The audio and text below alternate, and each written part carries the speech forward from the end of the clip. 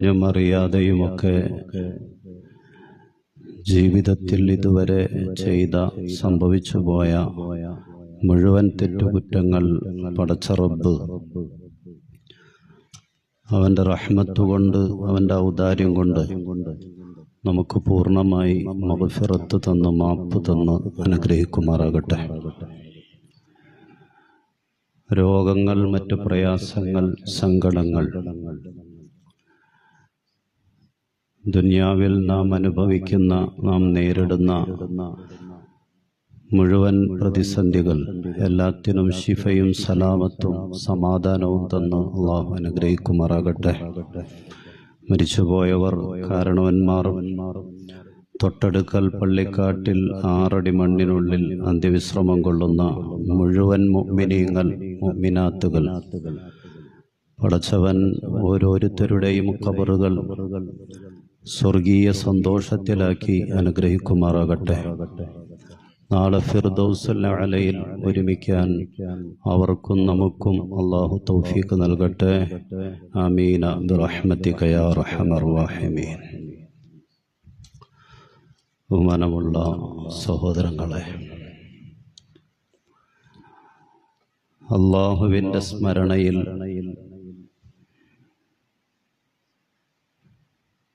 പടച്ചവനെ മറക്കാതെ ജീവിക്കുക, അത് നഷ്ടപ്പെട്ടു പോകാതെ ഈ ദുനിയാവിലെ ജീവിതത്തിൽ ശ്രദ്ധിക്കുക എന്നുള്ളത്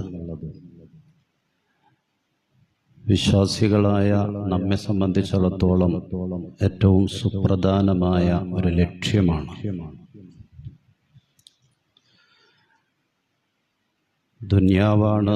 ദുനിയാവിലെ ജീവിതത്തിൽ പല നിലക്കുള്ള തിരക്കുകൾ നമ്മുടെ മുന്നിൽ വരും. ഏത് സമയത്തും അള്ളാഹുവിനെ മറക്കാതെ ജീവിക്കുക, പടച്ചവന്റെ സ്മരണയിൽ ഈ ദുനിയാവിൽ ഓരോ ദിവസവും ജീവിക്കാൻ സാധിക്കുക എന്നുള്ളത്, അതായിരിക്കണം ഒരു മുസ്ലിമിൻ്റെ ഏറ്റവും വലിയ ലക്ഷ്യം. അത് മനസ്സിലാക്കിക്കൊണ്ട് ജീവിക്കുമ്പോഴാണ് ജീവിതം വിജയിക്കുന്നത്. അതല്ലാത്തിടത്ത് പരാജയമാണ്. യാ അയ്യുഹല്ലദീന ആമനൂ ലാ തുൽഹിക്കും അംവാലുക്കും വലാ ഔലാദുക്കും അൻ ദിക്രില്ലാഹ്. പരിശുദ്ധമായ ഖുർആനാണ്. യാ അയ്യുഹല്ലദീന ആമനു, അല്ലയോ വിശ്വാസമുള്ള ഈമാനുള്ള ജനങ്ങളെ, ലാ തുൽഹിക്കും അംവാലുക്കും വലാ ഔലാദുക്കും അൻ ദിക്രില്ലാഹ്. നിങ്ങളുടെ സമ്പത്തും നിങ്ങളുടെ സന്താനങ്ങളും അള്ളാഹുവിനെ ഓർക്കുന്നതിനെ തൊട്ട് നിങ്ങളെ പിന്തിരിപ്പിച്ചു കളയരുത്.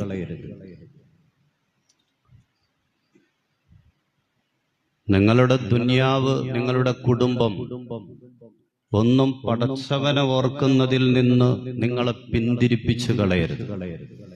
വമൻ യഫ്അൽ ദാലിക്, അങ്ങനെ ആരെങ്കിലും ചെയ്താലോ,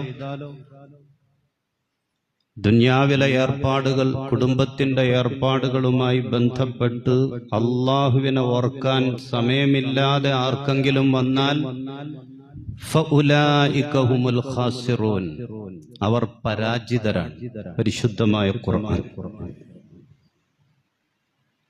അവരാണ് ഖാസിരീങ്ങൾ, അവരാണ് പരാജയപ്പെട്ടവർ. പരിശുദ്ധമായ ഖുർആൻ നമുക്ക് പഠിപ്പിച്ചു തരാൻ അതൊരു വലിയ മുന്നറിയിപ്പാണ്.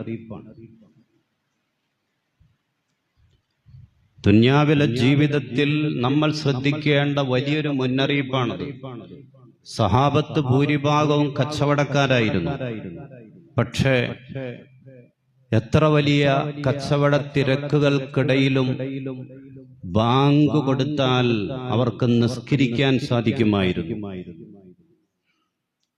സ്വന്തം കച്ചവട സ്ഥാപനത്തിൽ ത്രാസുകൊണ്ട് തൂക്കിക്കൊണ്ട് നിൽക്കുന്ന സഹാബത്ത് ബാങ്ക് കേട്ടാൽ ഉടനെ ആ ത്രാസ് താഴെ വച്ചിട്ട് സ്ഥാപനത്തിന്റെ ഡോറ് പോലും അടയ്ക്കാതെ നേരെ പള്ളിയിലേക്ക് ഓടി വരുമായിരുന്നു സഹാബത്ത്.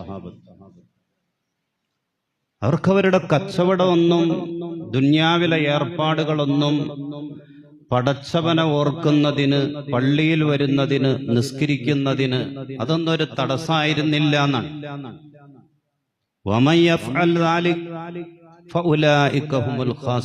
തടസ്സമായാൽ അത് ഏറ്റവും വലിയ നഷ്ടത്തിലേക്കാണ് കൊണ്ടെത്തിക്കുന്നത് എന്ന് അവർക്ക് ബോധ്യമുണ്ടായിരുന്നു. ആ ബോധ്യം നമുക്കുള്ള മുന്നറിയിപ്പാണ്. ഒരിക്കൽ സഹാബത്തിനൊരു അബദ്ധം സംഭവിച്ചു. മദീനയിൽ ഒരു കച്ചവട സംഘം വന്നു. ചരിത്രം നമുക്കറിയാം. വെള്ളിയാഴ്ച ദിവസം റസൂൽ മിമ്പറിൽ ഖുത്ബ ഓതിക്കൊണ്ട് നിൽക്കുന്ന സമയത്താണ് ബൈനമൻ നബിയു സല്ലല്ലാഹു അലൈഹി വസല്ലം യഖ്തുബു യൗമൽ ജുമുഅ. വെള്ളിയാഴ്ച മിമ്പറിൽ റസൂൽ ഒന്നാമത്തെ ഖുത്ബ ഓതിക്കൊണ്ട് നിൽക്കുമ്പോഴാണ് മദീനയിൽ കച്ചവട സംഘം വരുന്നത്. കച്ചവട സംഘത്തിന്റെ ശബ്ദ കോലാഹലങ്ങൾ കേട്ടപ്പോൾ റസൂലിന്റെ മുമ്പിൽ പള്ളിയിലുണ്ടായിരുന്ന റസൂലിന്റെ സഹാബത്ത് ആ കച്ചവട സംഘത്തിന്റെ അടുക്കലേക്ക് ഓടിപ്പോയി.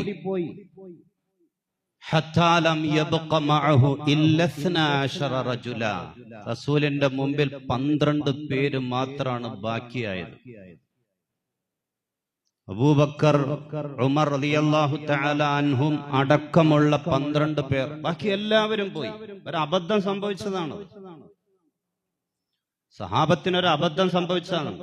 ഒന്ന്, തുടക്കത്തിൽ ജുമുഅ നിസ്കാരത്തിന് ശേഷമായിരുന്നു ഖുത്ബ. പെരുന്നാൾ നിസ്കാരം പോലെ നിസ്കാരം കഴിഞ്ഞായിരുന്നു. ആ ഖുത്ബയ്ക്ക് വേണ്ടി ഇരിക്കുമ്പോഴാണ് സംഭവം നടക്കുന്നത്. മാത്രമല്ല, കച്ചവട സംഘങ്ങൾ അന്ന് മദീനയിൽ ചില സീസണുകളിൽ മാത്രമാണ് മറ്റു പ്രദേശങ്ങളിൽ നിന്ന് വരുന്നത്. ഒരു വർഷത്തേക്ക് അടുത്ത സീസൺ വരെ കരുതി വെക്കേണ്ട സാധനങ്ങളെല്ലാം വാങ്ങേണ്ടതുണ്ട്. ഇവര് പോയാൽ ഈ കച്ചവട സംഘം ആ നാട്ടിൽ നിന്നും മദീനയിൽ നിന്ന് പോയാൽ പിന്നെ പ്രയാസാണ്. അതുകൊണ്ട് ഓടിപ്പോയത് ഒരു അബദ്ധം സംഭവിച്ചതാണ്. പക്ഷേ പരിശുദ്ധമായ ഖുർആൻ വഇദാ റഔ തിജാറതൻ ഔ ലഹ്വൻ ഫല്ലൂ ഇലൈഹാ വതറകൂക ഖായിമാ. അതിശക്തമായ ഭാഷയിലാണ് ആ വിഷയത്തിൽ സഹാബത്തിനെ പരിശുദ്ധമായ ഖുർആൻ കുറ്റപ്പെടുത്തിക്കൊണ്ട് ആയത്തിറങ്ങിയത്. നമ്മൾ ഓതുകയാണ്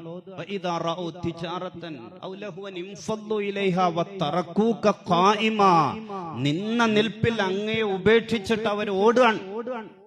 വളരെ ശക്തമായ ഭാഷയിലാണ് സഹാബത്തിന്റെ പ്രവൃത്തിയെ പരിശുദ്ധമായ ഖുർആൻ വിമർശിച്ചുകൊണ്ട് ആയത്തിറങ്ങിയത്.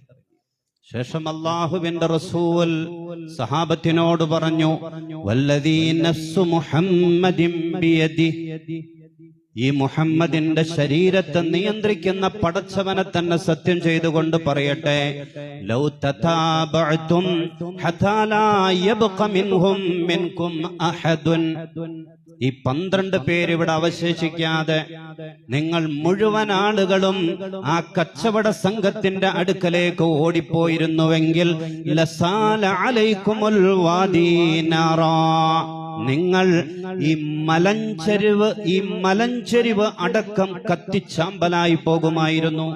അള്ളാഹുവിന്റെ അദാബ്, ഈ മലഞ്ചെരിവ് അടക്കം നിങ്ങളെ അള്ളാഹു കത്തിച്ച് നശിപ്പിച്ച് കളഞ്ഞേനെ.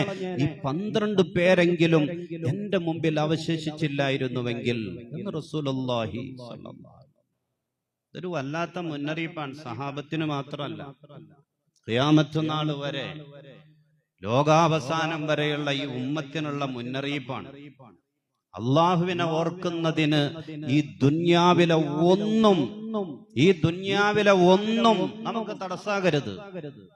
എന്ത് കാര്യം, കച്ചവടമാകട്ടെ, മറ്റെന്തെങ്കിലും ഏർപ്പാടുകളാകട്ടെ, വീട്ടിൽ നടക്കുന്ന ഫംഗ്ഷനുകളാകട്ടെ, യാത്രകളാകട്ടെ, എന്തു ആകട്ടെ, അള്ളാഹനെ ഓർക്കുന്നതിന് ദുന്യാവിലെ ഒന്നും. അതുകൊണ്ടാണല്ലോ മരണാസന്നരായി ഹോസ്പിറ്റലിൽ ICUയിൽ കിടക്കുന്ന രോഗികളാണെങ്കിലും ഉള്ളിന്റെ ഉള്ളിൽ ബോധമുണ്ടെങ്കിൽ ആ ബോധം വെച്ചുകൊണ്ട് മനസ്സുകൊണ്ടെങ്കിലും നിസ്കരിക്കണം. അത് നിർബന്ധമാണ് എന്ന് പരിശുദ്ധമായ ശരീഅത്ത് പ്രഖ്യാപിക്കാൻ കാരണം അതാണ്. ഉള്ളിന്റെ ഉള്ളിൽ ബോധമുണ്ടോ? ആ ബോധം വെച്ചുകൊണ്ട് നമ്മൾ നിസ്കരിക്കണം. മനസ്സുകൊണ്ടെങ്കിലും നിസ്കരിക്കണം. അങ്ങനെ ദീൻ പറയാൻ കാരണം അതാണ്. അതല്ലെങ്കിൽ നഷ്ടാണ്, പരാജയമാണ്. നമ്മുടെ കുടുംബം, നമ്മുടെ സമ്പത്ത്, നമ്മുടെ കച്ചവടം എല്ലാം കൈവിട്ട കളിയായിരിക്കും. എല്ലാം നഷ്ടത്തിലായിരിക്കും. എല്ലാം പരാജയത്തിന് കാരണമായിരിക്കും. നമ്മുടെ കുടുംബം എന്ന് പറഞ്ഞാൽ അത് നമ്മുടെ സ്വപ്നാണ്, നമ്മുടെ സ്വർഗാണ്, നമ്മുടെ ഏറ്റവും വലിയ സമാധാനാണ്. ഗൃഹാതുരത്വം എന്നൊക്കെ പറയും. നമ്മൾ എവിടെ പോയാലും നമ്മുടെ വീട്ടിലേക്ക് മടങ്ങി വന്നാലേ നമ്മുടെ മനസ്സിനൊരു സമാധാനം ഉണ്ടാകും. അത്രയും വലിയൊരു അറ്റാച്ച്മെന്റ് നമ്മളും നമ്മുടെ വീടും നമ്മുടെ കുടുംബവുമായിട്ടുണ്ട്. പക്ഷെ വീടും കുടുംബമൊക്കെ രണ്ടു തരം ഉണ്ടെന്നാണ്. ഒന്ന് ജീവനുള്ളത്, മറ്റൊന്ന് ജീവനില്ലാത്തത്. നമ്മുടെ വീടാണ്, നമ്മൾ ലക്ഷങ്ങൾ മുടക്കി നിർമ്മിച്ച നമ്മുടെ വീട്, നമ്മുടെ കുടുംബം. അത് ജീവനുള്ളതുണ്ട്, ജീവനില്ലാത്തതുണ്ട്. അള്ളാന്റെ റസൂൽ സല്ലല്ലാഹു അലൈഹി വസല്ലമ തങ്ങൾ തന്നെയാണ് പഠിപ്പിച്ചിരുന്നത്, മസലുൽ ബൈത്തില്ലദീ യുദ്കറുല്ലാഹു ഫീഹി വൽ ബൈത്തില്ലദീ ലാ യുദ്കറു ഫീഹി. അള്ളാഹുവിനെ ഓർക്കുന്ന വീടുകളും അള്ളാഹുവിനെ ഓർക്കാത്ത വീടുകൾക്കുമുള്ള ഉപമ എന്താണ്? അള്ളാന്റെ റസൂല് പറയാൻ, പടച്ചവന്റെ സ്മരണ നിലനിൽക്കുന്ന വീടുകൾ, അതില്ലാത്ത വീടുകൾ, മസലുൽ ഹയ്യി വൽ മയ്യിത്ത്, ജീവനുള്ളതും ജീവനില്ലാത്തതും പോലെയാണ്. അള്ളാഹുവിനെ ഓർക്കുന്ന വീടുകൾ അത് ജീവനുള്ള വീടാണ്. അതില്ലാത്ത വീടുകൾ അത് ജീവനില്ലാത്ത വീടാണ്. ഖാല റസൂലുള്ളാഹി സ്വല്ലല്ലാഹു അലൈഹി വസല്ലം, പടച്ചവനെ ഓർക്കണില്ല, ആളുകൾക്ക് നിസ്കാരമില്ല, മറ്റു കാര്യങ്ങളിൽ ശ്രദ്ധയില്ല, അത്തരം വീടുകൾ ജീവനില്ല. കൽ മയ്യിത്ത്, ആ വീട്ടില് ജീവനില്ല. എത്ര കോടി മുടക്കിയിട്ട് നമ്മൾ നിർമ്മിച്ചതാണെങ്കിലും അത് ശവപ്പറമ്പിന് തുല്യമാണ്. ബഹുമാനപ്പെട്ട റസൂലുള്ളാഹി സ്വല്ലല്ലാഹു അലൈഹി വസല്ലം തങ്ങളുടെ ഹദീസാണ്. ഈ ഹദീസിന്റെ വിശദീകരണമാണ്, ലാ ഖൈറ ഫീഹാ, അത്തരം വീടുകളിൽ ഒരു ഖൈറുമില്ല, വലാ നഫ്അ ഇൻദഹാ, ഒരു പ്രയോജനമില്ല. ഇത്തരം വീടുകൾ ഉണ്ടായിട്ട് ഒരു പ്രയോജനമില്ല. മനസ്സിന്റെ സന്തോഷവും സമാധാനവും അത്തരം കുടുംബങ്ങളിൽ നിന്ന് പ്രതീക്ഷിക്കേണ്ട. ഫഇന്നഹാ തകൂനു ഖരീബതൻ കൽ ഖുബൂർ, അത് ശവപ്പറമ്പുകൾക്ക് തുല്യമാണ്. ഹദീസിന്റെ വിശദീകരണമാണ്, ശവപ്പറമ്പുകൾക്ക് തുല്യമാണ്. വതകൂനു മൻസൂഅത്തൽ ഖൈരി വൽ ബറക, ഖൈറില്ലാത്ത ബറക്കത്തില്ലാത്ത അള്ളാഹുവിന്റെ അനുഗ്രഹമില്ലാത്ത വീടുകളാണ് അത്തരം വീടുകൾ. അള്ളാഹുവിന്റെ സ്മരണയില്ല, കോടികൾ മുടക്കി എന്നുള്ള. ഇത് ഏത് വീടിനെ പറ്റിയാണ് ഈ പറയുന്നത്? സുബഹ് നിസ്കരിക്കാതെ കിടന്നുറങ്ങുന്ന വീട്ടുകാരുള്ള വീടിനെ പറ്റിയാണ് അള്ളാന്റെ റസൂൽ സല്ലല്ലാഹു അലൈഹി വസല്ലം തങ്ങൾ നമ്മളോട് ഈ പഠിപ്പിച്ചു തരുന്നത്. ഗൗരവത്തോടെ നമ്മൾ മനസ്സിലാക്കണ്ടേ? പരിശുദ്ധമായ ഖുർആനിന്റെ ശബ്ദമുയരാത്ത, ദിക്റിന്റെ സ്വലാത്തിന്റെ ശബ്ദമുയരാത്ത വീടുകളെ പറ്റിയാണ് ഈ പറയുന്നത്. മരിച്ച വീടാണ്, ശവപ്പറമ്പാണ്, ഒരു ഖൈറും ഇല്ല, ഒരു നഫ്ഉം ഇല്ല, ഒരു പ്രയോജനം ഇല്ല. ആ വീട്ടിൽ ജീവിച്ചിട്ട് ഒരു കാര്യമില്ല, അത് നരകതുല്യമാണ് എന്നൊക്കെ ബഹുമാനപ്പെട്ട റസൂലുള്ളാഹി സ്വല്ലല്ലാഹു അലൈഹി വസല്ലം തങ്ങൾ നിങ്ങളുടെ ഹദീസുകളും അതിന്റെ വിശദീകരണങ്ങളും ഒക്കെ പഠിപ്പിച്ചു തരുന്നത്. സുബഹ് നിസ്കരിക്കാതെയാണോ ഒരു വീട്ടുകാര് കിടന്നുറങ്ങുന്നത്? അത്തരം വീടുകളെ പറ്റിയാണ്. ഒരു വീട്ടില് 4 പേരുണ്ട്, മാതാപിതാക്കളുണ്ട്, 2 മക്കളുണ്ട്. മക്കള് മദ്രസയിൽ വരും, എന്ന് ചോദിച്ചാലും സുബഹ് നിസ്കരിച്ചിട്ടില്ല, എന്ന് ചോദിച്ചാലും സുബഹ് നിസ്കരിച്ചിട്ടില്ല. എന്താണ് കാരണം? വാപ്പിച്ചും ഉമ്മച്ചും വിളിക്കാറില്ല, അപ്പൊ അവർക്കും നിസ്കാരമില്ല. എന്ന് ചോദിച്ചാലും ഇതേ മറുപടിയാണ്. വാപ്പിച്ചും അമ്മച്ചും വിളിക്കാറില്ല, അവർക്ക് നിസ്കാരം ഇല്ല, അവരും നിസ്കരിക്കാറില്ല. അത്തരം വീടുകൾ നമ്മുടെയൊക്കെ മഹല്ലിലും നമ്മുടെയൊക്കെ പരിസരത്തും നമ്മുടെയൊക്കെ ചുറ്റുപാടിലും ഇല്ലെന്ന് പറയാൻ പറ്റൂലല്ലോ. വീട്ടുകാര് സുബ്ഹ് നിസ്കരിക്കാതെ കിടന്നുറങ്ങുന്ന വീടുകൾ, നിസ്കാരം ജമാഅത്തായി നമ്മൾ നമ്മുടെ അടുത്തുള്ള പള്ളിയിൽ തന്നെ പോയി നിസ്കരിക്കലാണ് വേണ്ടത്. ആണുങ്ങൾ, പുരുഷന്മാരായ നമ്മൾ, അതാണ് നമ്മൾ ശ്രദ്ധിക്കേണ്ടത്. ഇത് എന്തെങ്കിലും കാരണത്താൽ സാഹചര്യവശാൽ അതിന് നമുക്ക് സാധിക്കുന്നില്ലെങ്കിൽ, സുബ്ഹ് 6:28 സൂര്യോദയമെങ്കിൽ അതിനു മുമ്പെങ്കിലും എഴുന്നേറ്റ് ഖളാ ആക്കാതെ നിസ്കരിക്കാൻ നമുക്ക് സാധിക്കുന്നില്ലെങ്കിൽ ആ വീട് മരിച്ച വീടാണ്. അത് മരിച്ച വീടാണ്. അതിന് വീട് എന്ന് പറയാൻ പറ്റൂല, ശവപ്പറമ്പെന്നേ പറയാൻ പറ്റൂ. ബഹുമാനപ്പെട്ട റസൂലുള്ളാഹി സ്വല്ലല്ലാഹു അലൈഹി വസല്ലമ തങ്ങളുടെ ഹദീസുകൾ നമുക്ക് പഠിപ്പിച്ചു തരുന്നു. അതുകൊണ്ട് നമ്മുടെ വീട് സ്വർഗ്ഗമാണ്, ജീവനുള്ള വീടാകണം. നമ്മൾ ഓരോരുത്തരും നമ്മെപ്പറ്റി നമ്മൾ ചിന്തിച്ചാൽ മതി. അവരുടെ വീട് എങ്ങനെ, അവിടെ അവര് നിസ്കരിക്കണ്ട, അതൊന്നും നോക്കണ്ട. നമ്മൾ നമ്മെ പറ്റി. അതുകൊണ്ട് നമ്മുടെ വീട് സ്വർഗമാകണം. അള്ളാഹുവിനെ ഓർക്കുന്ന, പടച്ചവനെ ഓർക്കുന്ന ജീവനുള്ള വീടാകണം. ഇതിന് ആദ്യം എന്ത് വേണം? വീട്ടിൽ മുതിർന്ന എല്ലാവരും, പ്രായപൂർത്തിയായ എല്ലാ ആളുകളും നിർബന്ധമായും നിസ്കരിക്കുന്നുണ്ടെന്ന് നമ്മൾ ഉറപ്പിക്കണം. ആദ്യത വേണ്ടത്. കുട്ടികൾക്ക് നമ്മൾ പരിശീലനം കൊടുക്കണം, അതും നമ്മുടെ ബാധ്യതയാണ്. വിളിച്ചുണർത്തി 7 വയസ്സ് മുതലുള്ള കുട്ടികൾക്ക് നിർബന്ധമായും നമ്മൾ പരിശീലനം കൊടുക്കണം, വിളിച്ചുണർത്തി. മുതിർന്നവർ, നമ്മുടെ മക്കളിൽ, നമ്മുടെ ഭാര്യമാരിൽ, നമ്മുടെ സഹോദരങ്ങളിൽ, മാതാപിതാക്കളിൽ മുതിർന്ന ആളുകൾ എല്ലാവരും നിർബന്ധമായും നിസ്കരിക്കുന്നുണ്ട് ഖളാ ആക്കാതെ എന്ന് നമ്മൾ ഉറപ്പിക്കണം. നമ്മൾ അതോടൊപ്പം പരിശുദ്ധമായ ഖുർആന്റെ ശബ്ദമുയരണം, ദിക്റിന്റെ സ്വലാത്തിന്റെ ശബ്ദമുയരണം. അത്തരം അന്തരീക്ഷമുള്ള ശീലങ്ങളുള്ള വീടാക്കി മാറ്റണം. പഴയ കാലത്തൊക്കെ ഉണ്ടായിരുന്നു. പഴയ കാലത്ത് സമ്പത്തില്ല, പക്ഷെ സമാധാനം ഉണ്ടായിരുന്നു. ഇന്ന് സമ്പത്തുണ്ട്, പക്ഷെ സമാധാനം ഇല്ല. ഇതിന്റെ കാരണം എന്താണ്? പഴയ കാലത്ത് സമ്പത്തില്ല, കുറച്ച് അറിവേ ആളുകൾക്കുള്ളൂ. എങ്കിലും ഉള്ള അറിവ് വെച്ചുകൊണ്ട് എന്തെങ്കിലുമൊക്കെ ചെയ്യാൻ അവർ തയ്യാറായിരുന്നു. ഉള്ള അറിവ് വച്ച് എന്തെങ്കിലുമൊക്കെ ചെയ്യാൻ കുടുംബത്തിൽ വിശുദ്ധ ഖുർആനിന്റെ, സ്വലാത്തിന്റെ, ദിക്റിന്റെ ശബ്ദങ്ങൾ ഉയർത്താൻ അവർ ശ്രമിച്ചിരുന്നു. അതിന്റെ ബർക്കത്തുണ്ടായിരുന്നു, സമാധാനം ഉണ്ടായിരുന്നു. സമ്പത്തില്ലെങ്കിലും ഇന്ന് സമ്പത്തുണ്ട്, പക്ഷെ സമാധാനം നഷ്ടപ്പെടാൻ, സ്വസ്ഥത നഷ്ടപ്പെടാൻ. കാരണം എന്താണ്? അത് നഷ്ടപ്പെടുന്ന അന്തരീക്ഷം നമ്മളായി നമ്മുടെയൊക്കെ കുടുംബങ്ങളിൽ സൃഷ്ടിക്കുകയാണ്. പരിശുദ്ധമായ ഖുർആനിന്റെ ശബ്ദമുയരണം. ഇന്നൽ ബുയൂത്തല്ലതീ യുഖറഉ ഫീഹൽ ഖുർആൻ. പരിശുദ്ധമായ ഖുർആൻ പാരായണം ചെയ്യപ്പെടുന്ന വീടുകളെ പറ്റി അള്ളാഹുവിന്റെ റസൂല് പറഞ്ഞതാണ്, ലതുളീഉ ലി അഹ്ലിസ് സമാഇ കമാ തുളീഉസ് സമാ കമാ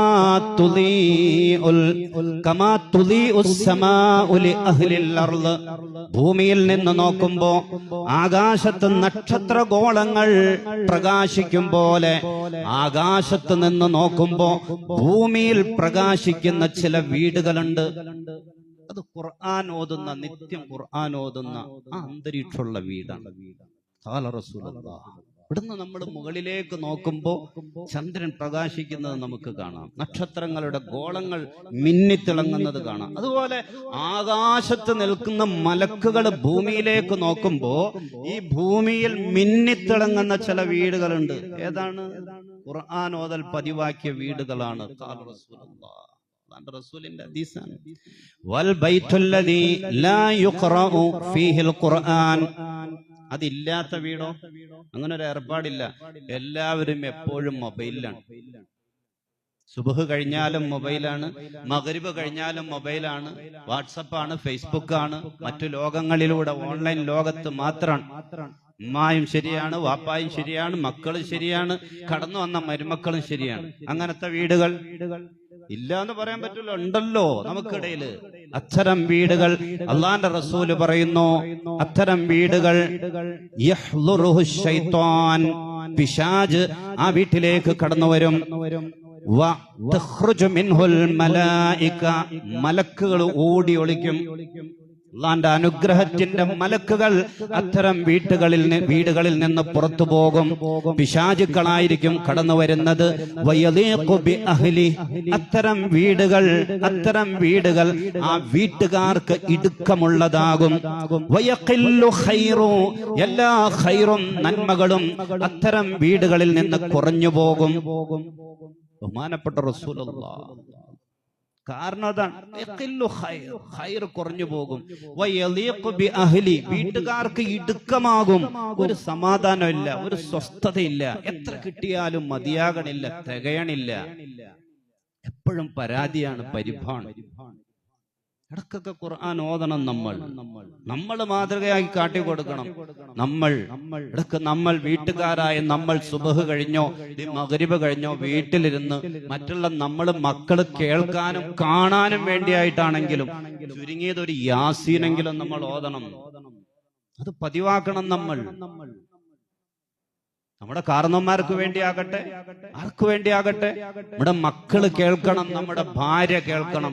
ആ നിലക്ക് അത് കണ്ട് കേട്ട് അവരും പിന്നീട് ആ പാതയിലേക്ക് വരും. ഒരു യാസീനെങ്കിലും, യാസീൻ എന്ന് പറഞ്ഞിട്ടുണ്ടെങ്കിൽ മരിച്ച കാരണന്മാർക്ക് വേണ്ടി മാത്രം ഓതാനുള്ള സൂറത്തല്ല. ചിലർ അങ്ങനെ മനസ്സിലാക്കിയിട്ടുണ്ട്.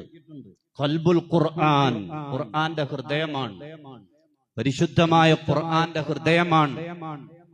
നന്നായി ഒരു യാസീൻ പാരായണം ചെയ്താൽ 10 ഖത്മ ഓതിയ സ്ഥാനത്താണത് എന്ന് പോലും ചില ഹദീസുകളുണ്ട്. എന്റെ ഉമ്മത്തിൽപ്പെട്ട മുഴുവൻ ആളുകളുടെയും മനസ്സിൽ യാസീൻ സൂറത്ത് മനഃപ്പാഠമായിട്ടുണ്ടാകണം എന്ന് ഞാൻ കൊതിക്കുന്നു എന്ന് റസൂലുള്ളാഹി സ്വല്ലല്ലാഹു അലൈഹി വസല്ലം തങ്ങൾ പറഞ്ഞിട്ടുണ്ട്. എല്ലാവരുടെ മനസ്സിലുണ്ടാകണം. ഇത്രയുള്ള ഒറ്റമൂലിയാണത്. പരിശുദ്ധമായ ഖുർആനിലെ സൂറത്തുകളിൽ ഏറ്റവും വലിയ ഒറ്റമൂലിയാണെന്നാണ് സൂറത്ത് യാസീൻ. എന്തുദ്ദേശത്തോടെയാണോ പാരായണം ചെയ്യുന്നത്, ആവശ്യം നിറവേറുന്നതാണ്. അതാണ് റസൂലിന്റെ ഹദീസ്. എന്തുദ്ദേശത്തോടെയാണോ യാസീൻ ഓതുന്നത് ആ ആവശ്യം നിറവേറും. അതുകൊണ്ട് നമ്മൾ ശ്രദ്ധിക്കേണ്ടത് നമ്മുടെ വീടുകൾ അള്ളാഹുവിന്റെ ദിക്ർ ഓർമ്മ നിലകൊള്ളുന്ന, പടച്ചവനെ മറക്കാത്ത വീടുകളായി മാറാൻ, ആ അന്തരീക്ഷം നമ്മുടെ വീടുകളിൽ നിലനിർത്താൻ നിസ്കാരമുള്ളവരായി നിർബന്ധമായും നിസ്കാരപ്രായമെത്തിയവർ അവർ നിസ്കരിക്കുന്നുണ്ട് എന്ന് നമ്മൾ ഉറപ്പിച്ച് കൊച്ചുകുട്ടികൾക്ക് നിരന്തരം അത് പരിശീലനം കൊടുത്ത് അവരെ പ്രോത്സാഹിപ്പിച്ച് ഒപ്പം പരിശുദ്ധമായ ഖുർആൻ ഏറ്റവും ചുരുങ്ങിയത് എല്ലാ ദിവസവും ഒരു സൂറത്ത് യാസീനെങ്കിലും ഓതുന്ന ഒരന്തരീക്ഷവും ഒരു ശീലവും നമ്മുടെ വീട്ടിൽ നമ്മൾ ഉണ്ടാക്കിയെടുത്തേ തീരൂ. അതല്ലെങ്കിൽ അത് നഷ്ടാണ്. അത്തരം വീടുകളാണ്, ഇത്തരം നല്ല ശീലങ്ങളുള്ള വീടുകളാണ് ജീവനുള്ള വീട്. അതാണ് സ്വർഗം. ബഹുമാനപ്പെട്ട റസൂലുള്ളാഹി സ്വല്ലല്ലാഹു അലൈഹി വസല്ലമ തങ്ങൾ നമുക്ക് പഠിപ്പിച്ചു തരുന്നതാണ്.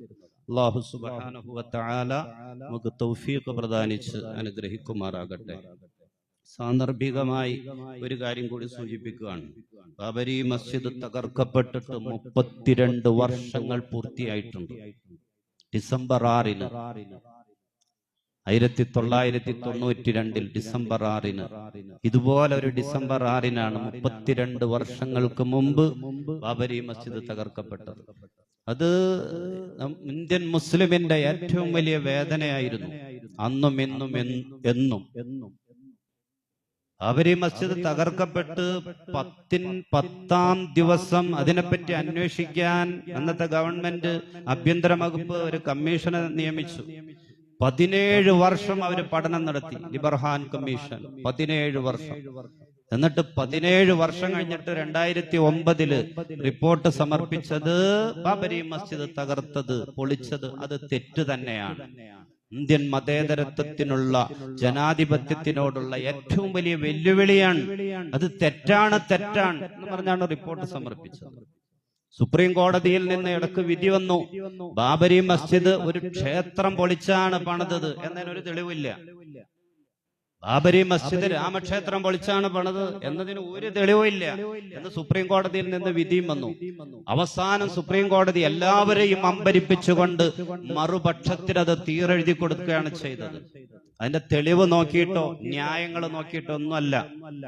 മറുപക്ഷത്തിന് ബാബരി മസ്ജിദ് തീരെഴുതി കൊടുത്ത ആ വിധി പ്രഖ്യാപിച്ച ജഡ്ജി അടുത്ത കാലത്ത് പറഞ്ഞത്, ഞാൻ അങ്ങനെ വിധിച്ചത് ഭഗവാൻ നേരിട്ട് ഇറങ്ങി വന്ന് എനിക്ക് ബോധ്യപ്പെടുത്തിയതിന്റെ അടിസ്ഥാനത്തിലാണ്. ആ ജഡ്ജി അങ്ങനെ പറഞ്ഞത്. തെളിവ് നോക്കിയിട്ടൊന്നുമല്ല, അതിന്റെ ന്യായങ്ങൾ നോക്കിയിട്ടൊന്നുമല്ല. ഭഗവാൻ നേരിട്ട് ഇറങ്ങി വന്ന് എനിക്ക് ബോധ്യപ്പെടുത്തി തന്നു, അതിന്റെ അടിസ്ഥാനത്തിലാണ് ഞാൻ വിധിച്ചത് എന്നാണ് ആ മനുഷ്യൻ പറഞ്ഞത്. ചുറ്റുപാടുകൾ ഇങ്ങനെയാണ്. ബാബരി മസ്ജിദിന്റെ പാതയിലൂടെ മറ്റു ധാരാളം പള്ളികൾ ഇന്ന് സഞ്ചരിച്ചുകൊണ്ടിരിക്കുകയാണ്. ധാരാളം പള്ളികൾ. കഴിഞ്ഞ ആഴ്ചയൊക്കെ നമ്മൾ സൂചിപ്പിച്ച യുപിയിലെ ഷാഹി ജുമാ മസ്ജിദ് 800 വർഷത്തിന്റെ മുകളിൽ പഴക്കമുള്ള 23,500 ആളുകൾക്ക് ഒരേ സമയം നിസ്കരിക്കാൻ സൗകര്യമുള്ള പള്ളിയാണ്. 5 പേര് മരണപ്പെട്ടു എന്ന് പറഞ്ഞ ആ പള്ളി 23,500 പേർക്ക് നിസ്കരിക്കാൻ സൗകര്യമുള്ള 750-800 വർഷം പഴക്കമുള്ളതാണ്. അത് മാത്രമല്ല, അതുപോലെ പല പള്ളികളിലും ആ നിലക്ക് മുമ്പ് ക്ഷേത്രമായിരുന്നു, അമ്പലായിരുന്നു എന്ന അവകാശവാദം ഉന്നയിച്ച് കോടതിയെ സമീപിച്ച് സർവേക്ക് വേണ്ടിയുള്ള നടപടിക്രമങ്ങൾ പലയിടത്തും നടന്നുകൊണ്ടിരിക്കുകയാണ്. ഇരിക്കട്ടെ, എന്റെ പ്രിയമുള്ള സഹോദരങ്ങളെ, നമ്മുടെ മസ്ജിദുകളെ, നമ്മുടെ പള്ളികളെ, നമ്മുടെ സ്ഥാപനങ്ങളെ, നമ്മുടെ മദ്രസകളെ ഒക്കെ അസ്വസ്ഥതയോടെ വെറുപ്പോടെ കാണുന്ന ആളുകളുടെ എണ്ണം നമുക്ക് ചുറ്റും കൂടി വരുന്ന കാലാണ്. അതിനെയൊക്കെ അസ്വസ്ഥതയോടെ കാണുന്ന ആളുകൾ പഴയ കാലത്തൊന്നും അങ്ങനല്ലായിരുന്നു. അവരും നമ്മളൊക്കെ ഒന്നായിരുന്നു. പക്ഷേ അതിൽ നിന്നൊക്കെ വ്യത്യസ്തമായി വെറുപ്പോടെ അസ്വസ്ഥതയോടെ നമ്മുടെ പള്ളികളെ കാണുന്ന, മദ്രസകളെ, വഖഫ് ബോർഡിനെ ഒക്കെ കാണുന്ന ആളുകളുടെ എണ്ണം കൂടി വരികയാണ്. നിസ്കരിക്കുന്ന ആളുകളെ എല്ലാവർക്കും ഇഷ്ടം നിസ്കരിക്കാത്ത ആളുകളെയാണ്. താടി വയ്ക്കുന്ന ആളുകളെയല്ല, താടി വയ്ക്കാത്ത ആളുകളെയാണ്. അത്തരം ആളുകൾ ആ നിലയിലേക്ക് നമ്മുടെ ചുറ്റുപാടുകൾ മാറിക്കൊണ്ടിരിക്കുമ്പോൾ നമ്മുടെ ശീലങ്ങൾ, പരിശുദ്ധമായ ദീൻ നമുക്ക് പഠിപ്പിച്ചു തന്ന നമ്മുടെ ശീലങ്ങൾ, ചുറ്റുപാട് എന്തൊക്കെ സംഭവിച്ചാലും ആർക്കൊക്കെ ഇഷ്ടമല്ലെങ്കിലും ഞാൻ നിസ്കരിക്കുന്നവനാകും, എന്റെ കുടുംബത്തിൽ ഞാൻ നിസ്കാരം പതിവാക്കും, ഞാൻ വിശുദ്ധമായ ഖുർആൻ പാരായണം ചെയ്യും, എന്റെ മക്കളെ ഞാൻ ആ നിലക്ക് വളർത്തും, ഞാൻ സുന്നത്തായ താടി ഞാൻ വെക്കും, ദീനിയായി മുസ്ലിമായി സലാം പറഞ്ഞ് സലാം മടക്കി ഞാൻ ജീവിക്കും. അത്തരം ശീലങ്ങൾ ഞാൻ എന്റെ ജീവിതത്തിൽ മരണം വരെ ഞാൻ മുറുകെ പിടിക്കും. ആ പ്രതിജ്ഞയോടെ ജീവിക്കാൻ നമുക്ക് കഴിയണം. അല്ലാഹു സുബ്ഹാനഹു വ തആല നമുക്ക് തൗഫീഖ് പ്രദാനിക്കട്ടെ. ഒരു യഥാർത്ഥ മുഅ്മിനായി, മുസ്ലിമായി ജീവിച്ച് മരിക്കുന്ന സൗഭാഗ്യവാന്മാരിൽ നാം ഏവരെയും അല്ലാഹു സുബ്ഹാനഹു വ തആല ഉൾപ്പെടുത്തി അനുഗ്രഹിക്കട്ടെ. ആമീൻ ബിറഹ്മതിക യാ അർഹമർ റഹീമീൻ ബിബറകത്ത്